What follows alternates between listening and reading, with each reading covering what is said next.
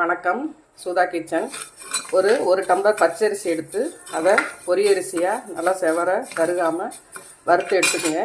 வறுத்து எடுத்ததை இப்போ நம்ம மிக்சியில் கொரகொரப்பாக அரைச்சி எடுத்துப்போம். ரவா பதத்துக்கு கொரகொரப்பாக அரைச்சி எடுத்தாச்சு. அரிசி ஆறுனோன்னு தான் நம்ம அரைக்கணும். அடுப்பில் வானொலியை வச்சு ஒரு டம்ளர் ரவா அரிசி எடுத்துக்கிட்டேன். அதனால் 2 டம்ளர் வெல்லம் பொடிச்சு எடுத்துக்கிட்டேன். அதுக்கு அதே டம்ளரில் ஒரு டம்ளர் தண்ணி ஊற்றி உருக வைப்போம். உருகட்டும். உருகின வெல்லத்தை ஒரு வடிகட்டி வச்சு வடிகட்டி எடுத்துக்கிட்டேன்.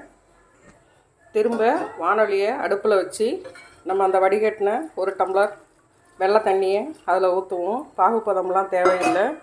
1 கப்பு அரிசி எடுத்ததுனால 3 கப்பு தண்ணி ஊற்றுவோம்.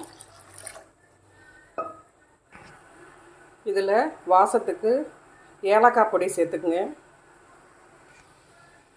ஒரு மூடி துருவின தேங்காயை இதில் சேர்த்துப்போம். சேர்த்து நல்லா கொதிக்க விடுவோம்.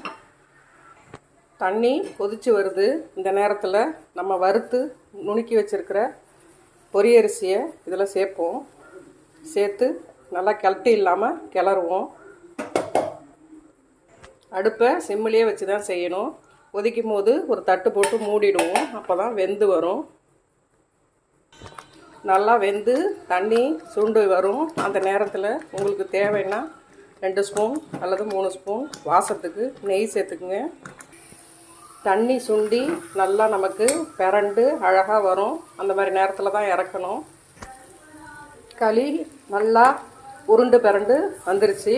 இவ்வளோதாங்க திருவாதிரை களி. சில பேர் முந்திரி பருப்பெல்லாம் வறுத்து போடுவாங்க. திருவாதிரை களின்னா இப்படி தான் இருக்கணும். இதுதான் நடராஜருக்கு சிறப்பு.